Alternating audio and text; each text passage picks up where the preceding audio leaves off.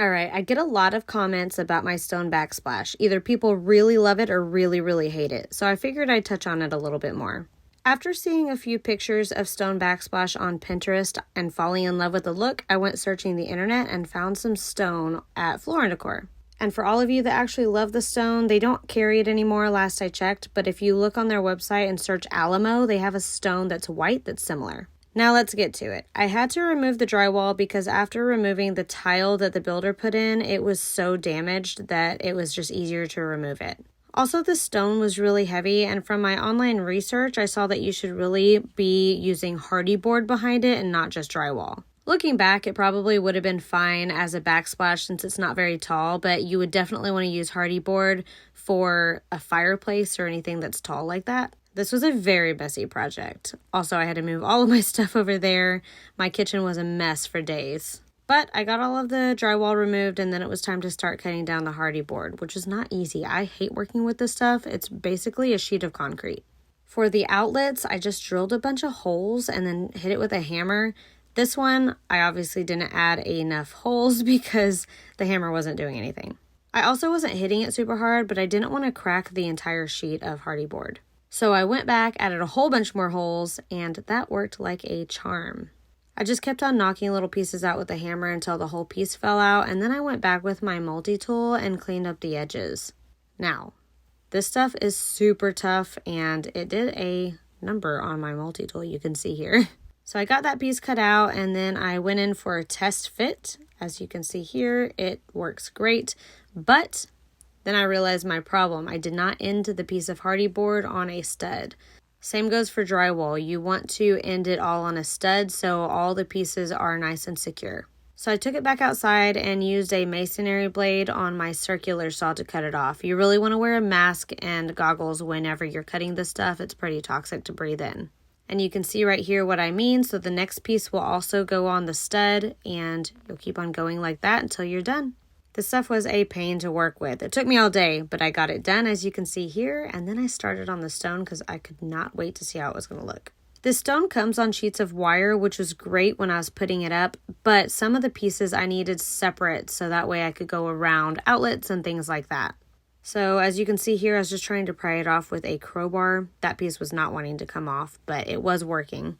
And this is what it's looking like so far. I know it looks kind of scary, and that's how far I've got to go. So when I got back to work the next day, my husband left me his cutoff wheel, which was amazing. It just cut those wires right down, and the pieces come off really easy. So much easier than that dang crowbar. I need one of these tools for myself. You can see, we got it right here. And here is a time lapse of me putting up the stone. The stuff was heavy. It was about 25 pounds per sheet. It was helpful to be able to put the big pieces up all at once, and then I would just pry the rocks off to go around those. You lay this just like you would tile with trowel marks, except I'm using a different mortar that dries faster so the stone won't fall off. Now on the countertop, the stone was resting on the countertop, so it was fine. But here I have to drill this piece of wood in to give the stone something to sit on while it dries, if that makes sense. And then for spacers, I was using pennies because it was working. And I was also using screws. I would put the screws in the hardy board to keep it up, and I did not plan on taking these out. I would just grout over it. It'll be fine. And I know this is looking scary, but I'm telling you, trust the process. It's going to look completely different when I start getting it grouted. I'm also planning on going for that German smear look where it looks like it's over grouted. My supervisor was not very helpful. As you can see here, she's just laying in the mess. And as you can see here, I am not exaggerating when I say we lived in a mess of a kitchen for like a week or so. Now, on to the grouting. Since this is stone, I'm using a grout bag, and this is heavy, and my hands are small, and it's really, really hard to squeeze all of that inside those cracks. This was an arm workout for sure. So I would squeeze a bunch of the grout in there, and then I would go back with a wet sponge after doing sections and smooth out all of that globbed in there grout.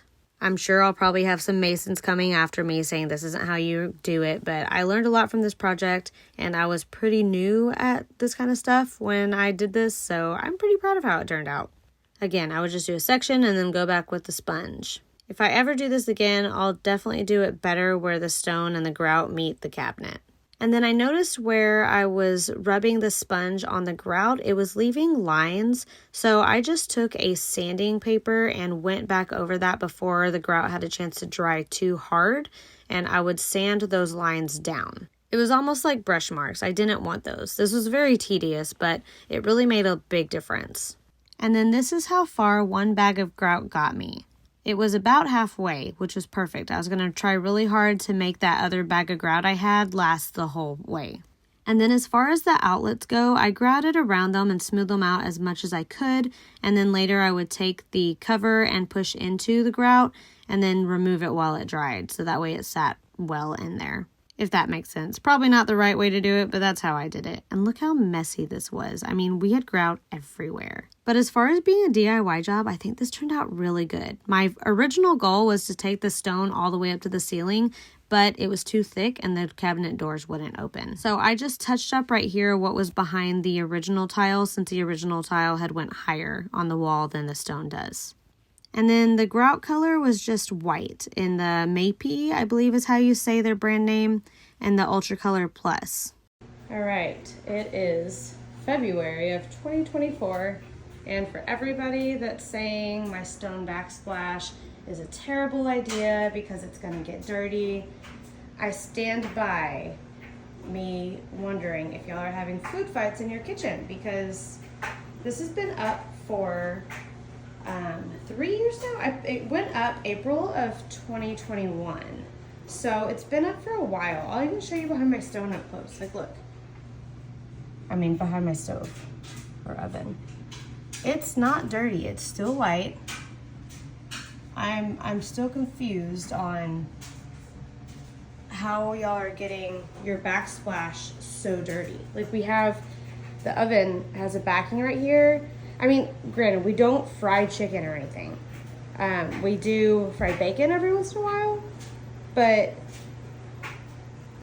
any grease tends to go up. Like sometimes it gets a little bit greasy right here on the microwave or the cabinets, and I wipe that off just fine. I did seal my stone like 3 times, so I don't know how y'all's backsplash is getting so dirty. Maybe I'm just a neater cook than everybody, all the negative people in my comments. I'm not really sure. We do prep a lot of our food on the island, but this is a long time and it's still pretty clean, as you can see, and pretty white. And by all the negative comments, I mean people give me absolute hell for putting a stone backsplash in the kitchen. And here is some before and afters, because even though other people hate the stone, some people really, really love it. I am absolutely in love with it myself.